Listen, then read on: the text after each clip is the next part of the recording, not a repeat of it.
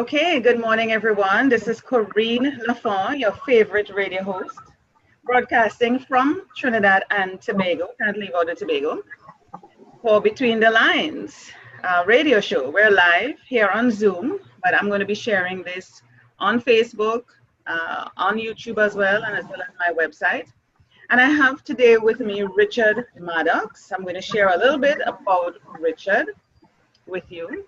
Richard Dietrich, Richard Dietrich Maddox, so now you know his full name, grew up in the Midwestern United States and graduated with honors from Princeton University. After graduation, he spent 5 years in Europe studying literature and preparing to teach meditation. He then taught meditation for 2 more years before serving as the vice president for sales for 7 successful high-tech startup companies. Quite interesting. In 2005, he retired from the business world to concentrate on his writing.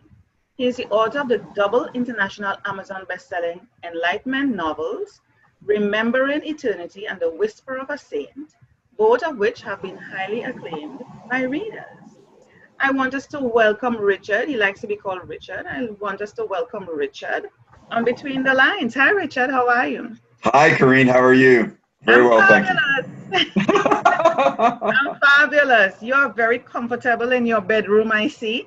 Yeah, and you're lucky to be down in Trinidad and Tobago. Oh yeah. You're free to come over here anytime and get some nice warmth. It's very hot. We only have 2 types of weather, sun and rain. Okay? And sometimes when the sun is always out, so I guess it's just rain. I don't know. But the weather here is absolutely beautiful. The sky is blue. I mean, it's just so beautiful. I love being here. I was in Jamaica. I was living in Jamaica for 21 years. So I just came back to Trinidad. So I'm an island girl.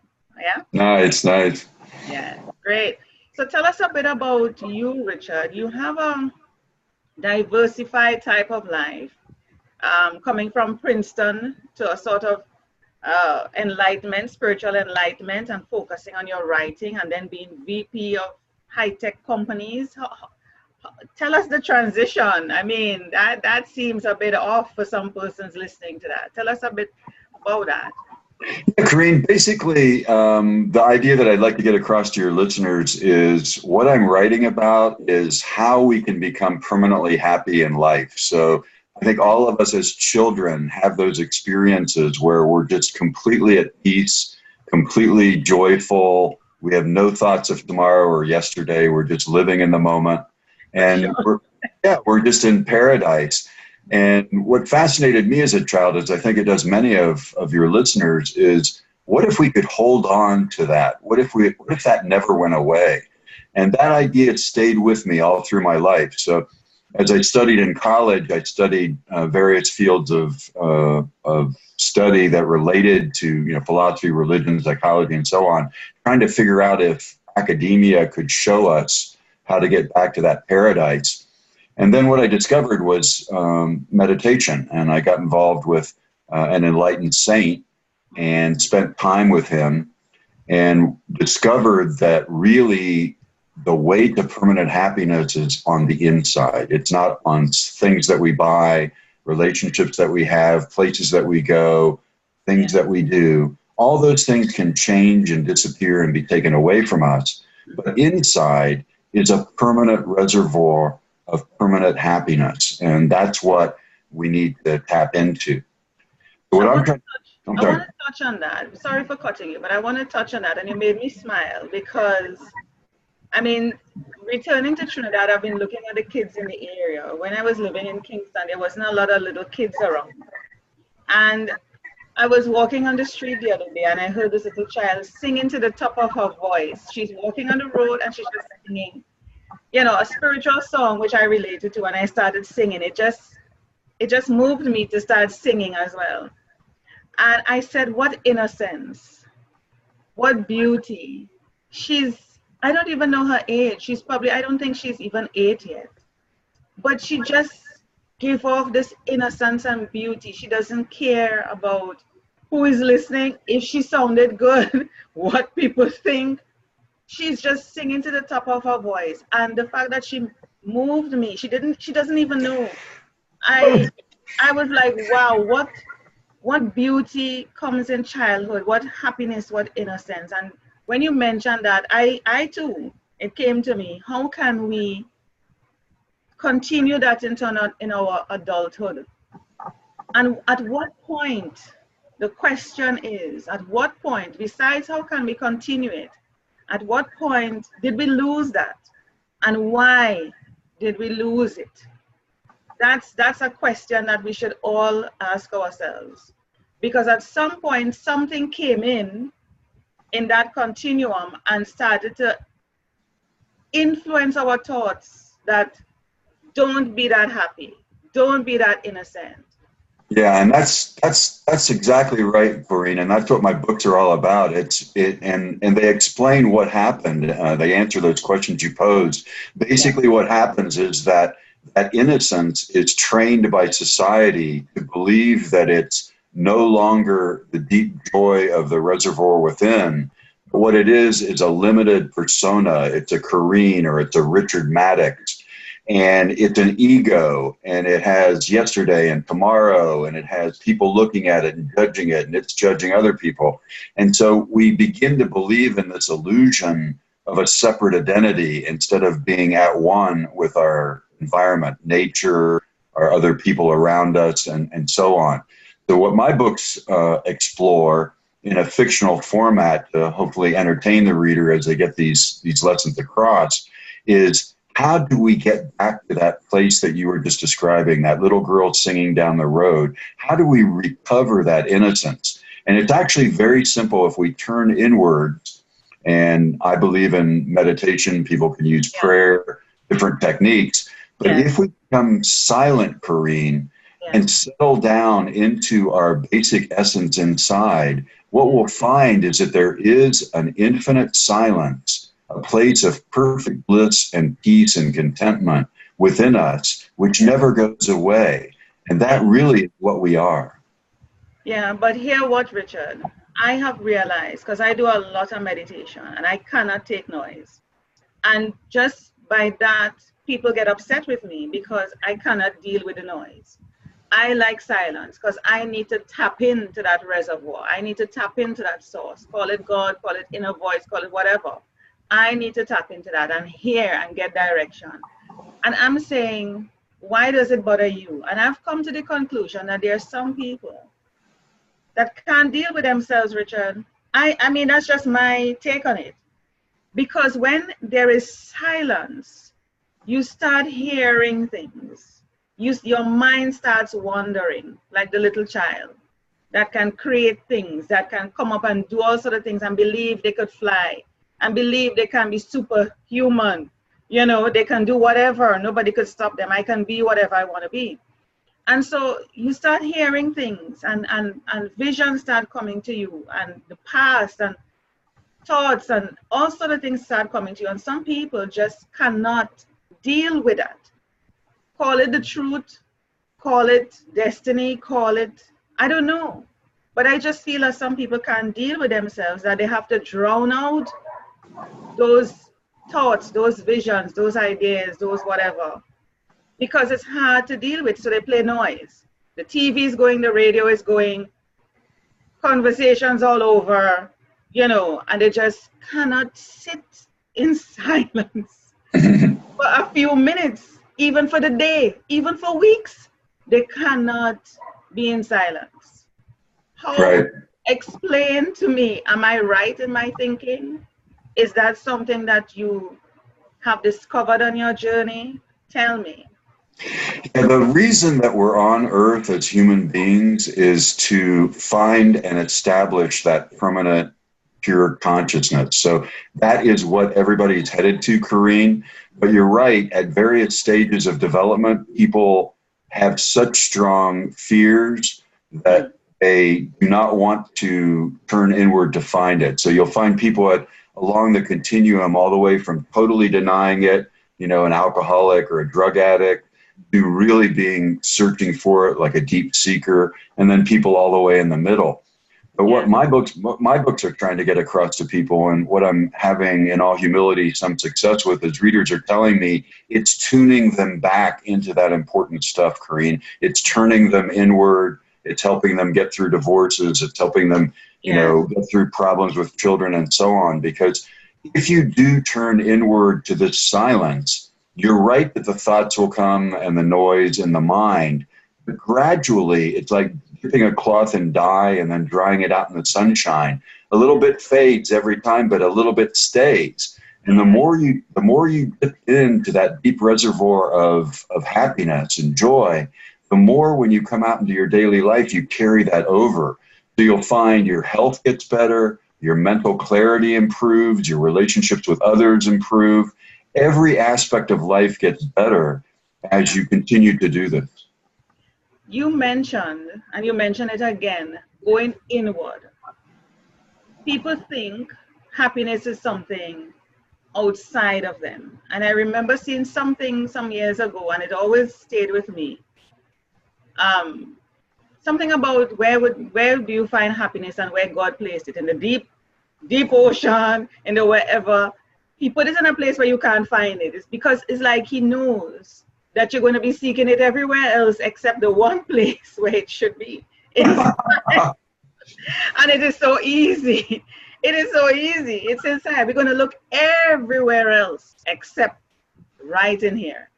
And people buy things thinking that will make them happy. They work towards being millionaires. And there's nothing wrong with being a millionaire. Hey, everybody wants that, because you want to live a comfortable life. You want to be able to do the things you want to do. I'm not against that. But after a while, you got all the money in the world, all the stuff that you can show off and say, I've got this, I've got that, I've got that. And when you look around, there's nobody to enjoy it with. There's no memories that you're creating.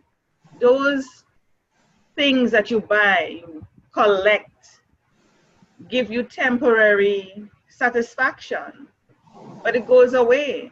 You could tell a story on it, yes, but when you create memories, like how we are sitting here, and prior to having started the show, we were conversing and laughing, I will always remember that.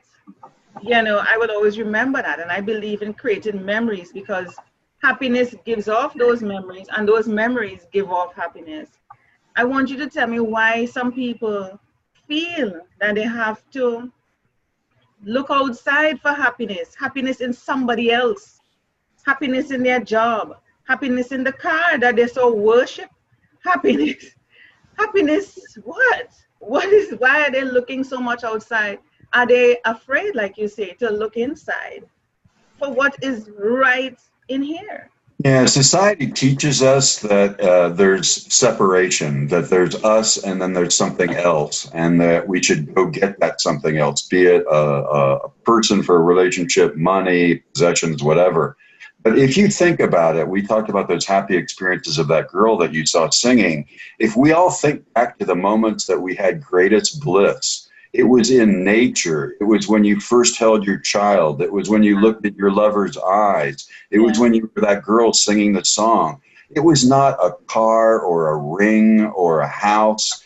It was pure joy of being alive. Yeah. And that is what turning inward and finding out that you are consciousness, that you are a soul living in a body, that soul of consciousness continues to exist, whether that body does or not, is ultimately freeing and ultimately inducing of happiness, because nothing can be taken away from it.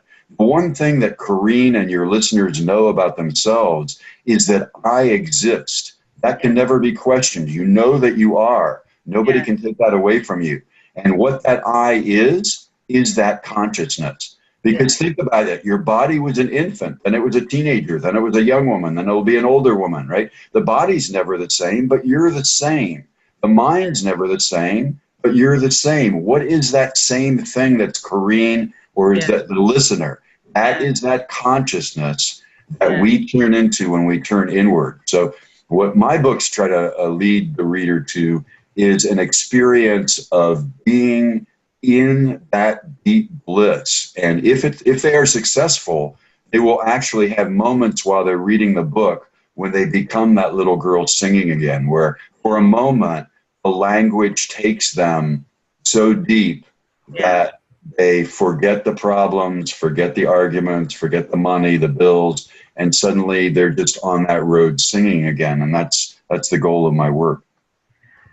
Richard, do you find that when you talk to people now, after being on that journey, that people see you as crazy, you're mad? This is an educated man from Princeton. I mean, one of the top universities in the world. And now you're talking enlightenment, happiness, looking inward, left your high status job profile to do what?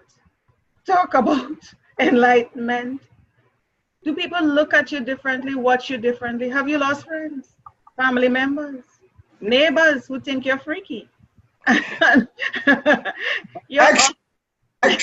Actually not. It's surprising. What I find, Corrine, is that even though you would think people would think that, when you start talking to them, as you and I are, and your listeners are talking and listening now, something about what we're saying rings a bell with virtually everybody. So I've had readers from all ages, genders, careers, wealth levels, all feeding back positivity to the books, not because of some great thing I did, but because what I tried to do is take the wisdom of masters who are enlightened, far wiser than I, and put that into the book so that people can enjoy the truth that they lived. And people respond to that on one level or another. We talked earlier about levels on the continuum of consciousness. Some people will be so grossly sense-oriented that they won't get much of it. But something about reminding them of what it was like to be a child will still ring that faint little bell. Well, I am just a child. I always tell people, I'm just in a big body, but don't get confused. I'm still a baby, okay? And I do things that people say, Corrine, grow up. I'm like, why? Why?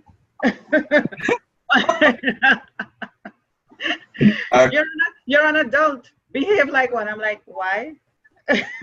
Why? Why are people trying to force me to be something that I'm not? I'm not forcing you to be something that you're not. I accept you for you. Why do I need to behave like an adult? That's boring. Why do I need to be mature? Huh? Why do I need to grow up? I don't want to grow up. And if you look at what they tell you is going to make you happy, look at all the billionaires that are taking antidepressants and all the super successful executives that can't sleep at night, right? That's right. It is totally false that if you believe what society says will produce happiness, that you will get it. We all know that the more money you get, the more worries you get, the more success you get, the more stress you get. So it's actually counterproductive. I mean, we can all go through that and get it. You're right. It's fun to have. I did it earlier in my life. But if you really are focused on how can I be permanently happy and at peace with the world, and how can I maximize my human potential, then it's irrelevant how big your bank account is. You have to be able to live, of course. But beyond that, to have superfluities, to have giant houses instead of a small, simple house, or a giant car instead of a smaller car, that will do nothing for your happiness. But being able to get up every morning with a smile on your face and feel peace and feel like you're moving through the world like a child, like you were talking about, Corrine, there's no price you can put on that. I mean, that is the highest attainment of human life. Oh, yes.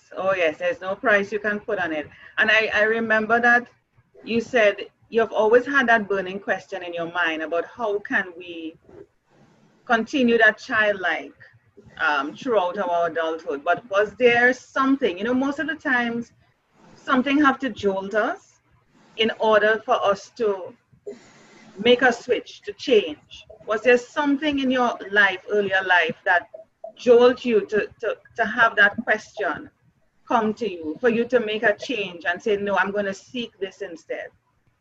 Yeah, good question. I think my experience was probably like most of us, where I had the innocent joy as a child. I remember I used to lie on the floor in my living room and suddenly my head would expand to fill the room, and I was just transcending. And that's the experience that a lot of us have in one form or another when we're children. But then my parents weren't getting along, and there was all this sadness in the house, and so it became very obvious to me this distinction between if you seek it outside versus if you let it be inside.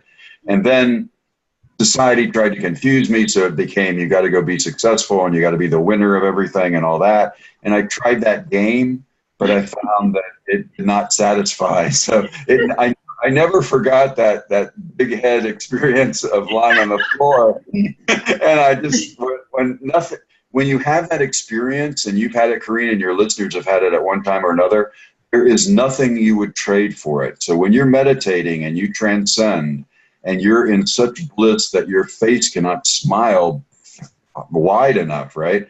And there is nothing you would change, and there is no place you'd rather be, and no amount of money you'd rather have. You are at peace. There is nothing that is worth more than that.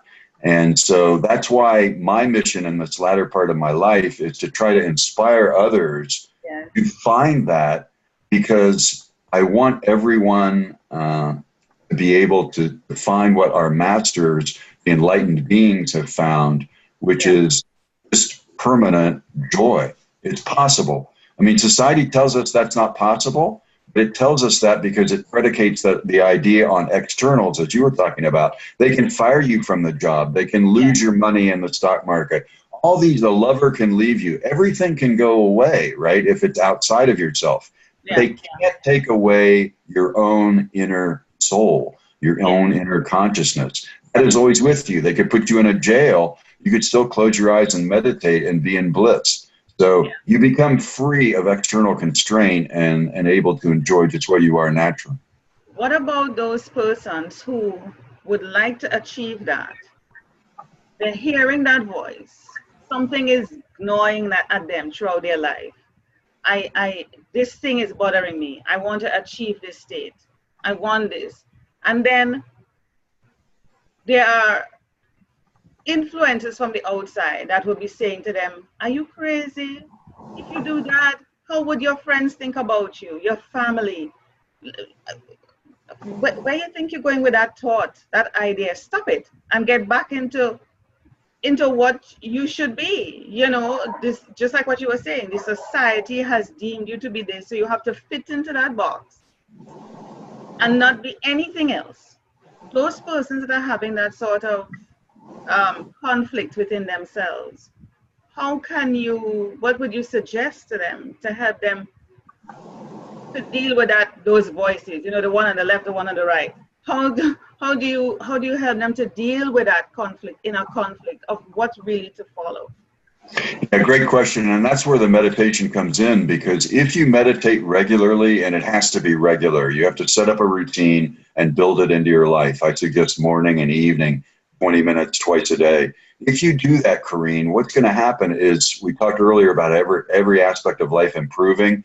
These gnawing thoughts you're talking about will lessen and lessen over time. They won't go away instantly, but they'll be weaker and weaker, and you'll become stronger and stronger in your belief of what you know is really what's right for you, and the voices of the outside will become less important. And all of that makes perfect sense, because this place of pure consciousness we're talking about is a reservoir not only of happiness and peace, but of all knowledge. So you will come out of your meditation and you'll find, wow, here's a new idea for my radio show, or wow, here's a new idea to help me communicate with my teenager, or here's a new idea for my job, or whatever. So you will become more successful in whatever you're doing in the external world. So you're kind of getting what the saints call 200% value of life. You get 100% of the inner joy, but then when you go out and function in the world, you become 100% more capable in the outside world as well. So it's not like you have to give up everything and go live in a cave. You can be, I was doing high-tech startup sales. I mean, you couldn't get much busier, you know, and I was meditating. And so even though it was ultra stressful, there was joy there because I was bringing the meditation consciousness into the business world. So all of us can do that. You can continue to do what you're doing. And if you just spend a little bit of time preparing yourself to do it, you know, you'll be better off. tell me, as we coming down to the final minutes of the show, tell me, what have you changed in your life coming from an executive position to being more enlightened and seeking that inward happiness? What have you been doing in terms of fun, in terms of making you stay in that blissful state? What have you been doing? Yeah, for me, life has just become very simple, Corrine. It's no longer do you need big fancy things, the simple things, the simple interactions with the people in the cafe or the little children or walking along the street. So for me, it's just become a matter of simplicity. If I could, we're running out of time. Could I mention, Corrine, my website and show you my book? Oh, thank you. So my website, listeners, is Richard Maddox. That's Richard and then MADDOX.com, richardmaddox.com. And my books are, this is Remembering Eternity. It's a 9-book series. It's been called the Ode to the Baby Boomer Generation. So on the plot level. Richard, hold 1 second, sweetie. I'm trying to bring up your website. Okay. So that I can do a screen share so that they can see. So when they log on, they can make sure that they're at the right place. But I put in Richard Maddox. Spell out the website for me. Sure. It's Richard, RICHARD, Maddox, MADDOX.com. DD as in dog. Right. I'm not getting it. It should be functioning. No, it's not. Let me see here. Anyway, while you're doing that, I'll show the readers also. This is the second one, Corrine. This is Whisper of a Saint. Yeah, nice. This is the story of an American who's called to India by a spiritual teacher, and then finds himself in the Himalayas and has his final teachings given to him to attain enlightenment. So the first book, The Remembering Eternity, is the culture of the baby boom generation, where it's the music, the politics, the culture of the latter half of the 20th century.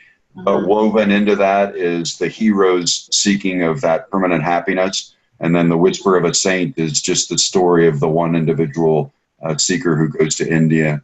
Okay, great. What I'm going to do is share that website link, but I think you should check it just to make sure, because I just put up Richard Maddox and it wasn't working for me. So I will share it a little bit later, but you wanted to do an offer. Would you like to mention that offer that persons can get access to? Yes, for your listeners, Corrine, I'm going to reduce the price of The Whisper of a Saint, the new book, to 99 cents from $2.99. Yeah. So it's a significant reduction. That's for the Kindle version. Yeah. And they can get that on Amazon just by putting in A Whisper of a Saint. Or if they're interested in the other one, just put in Remembering Eternity. And my name again is Richard Maddox. And the book should come up. And so then they'll be able to get it. And again, in all humility, the reader reviews have been extremely positive. People have called it one of the great works of the, as great as the works of the 20th century novelists, and gone on and on about its rare quality. So it did take me 5 years to write the first book, 7 days a week. So there's a great deal of effort in it. Yeah. Do you think that your background in literature has helped you to really pen such a fantastic book? I do, Corrine. I spent years preparing to write the book, so I studied a whole lot of different fields of knowledge. So I would have the right words and the right language to know what that dress was, or that window was, or that ocean color was, or whatever. And then I knew that I needed the spiritual wisdom that would take me years to get. So I basically went into business, but I kept planning to retire early so that I could write the book when I was more evolved spiritually. So by that point, I'd been meditating for 40 years. Whoa. So yeah, so I've been meditating since 1975, twice a day. And and you've been consistent. Yeah, it's been consistent. And that's the key, is that you really have to stay at it. So I when I got out of it, then I felt that I had understood enough of what the masters were saying to be able to put that into the book. And and then I had the practical preparation on the language to be able to describe what I wanted to describe. Okay. Now, I know persons who are listening to this and who will be listening to this will see those two pictures right behind you and wonder what those two pictures are. So before I end the show, you have two pictures on your wall, two paintings of pictures. I want you to touch on that and tell me what those are. Oh yeah, I'm trying to see which ones you're seeing. So, okay. So one of them is Lakshmi, who's the Indian I recognize that. I recognize that. Yeah, she's the goddess of prosperity who's not yet smiled on me. And, you need to come to Trinidad for that. You need to come to Trinidad. I'm telling you, because we have a very active Indian community. Trinidad is made up of a lot of Indians, and so it's part of our culture here. So if you really want to take advantage of that and get to know her better, you need to come here. Yeah, it sounds nice. And then the other one is a Bouguereau, who's a French painter, and it's two lovers running through a woods. So it just struck me as that kind of innocent love that people have when they're young. So. Oh yeah, you see that in the movies. And also for your listeners, Corrine, I think the website should work. Maybe there's a temporary glitch, but it's been working every day. But if they put in richardmaddox.com, there's a sign-up form where they can get on my mailing list, and then they also get a free video, and it's me explaining in more detail some of the ideas of how to find permanent happiness. So if they go to the website, it's on the front page. So they can take advantage of two things. They can put in their name, get the video, right? Right. And also take advantage of that discounted offer for 99 cents for the book. Right. And of course, they can always communicate with you, can they? They can. Very good. Very good. Thank you so much, Corrine. Oh, thank you. This has been a wonderful conversation. What I find so interesting is that I've been attracting the type of persons into my life to be on the show and outside of the show that are in alignment with my thoughts, with my thinking, you know, and that's good because it helps me to expand even more, and I add value to the person's life and you are adding value to mine. So I thank you so much, Richard. This is Corrine, your favorite radio host. There's no other but me, your favorite radio host on Between the Lines. So join us again next week because today's Friday. Yeah, it's weekend. So enjoy, be happy, look inward, create memories, and we'll see you again next week. Thank you so much, Richard. Thank you, Corrine. Bye-bye. Bye.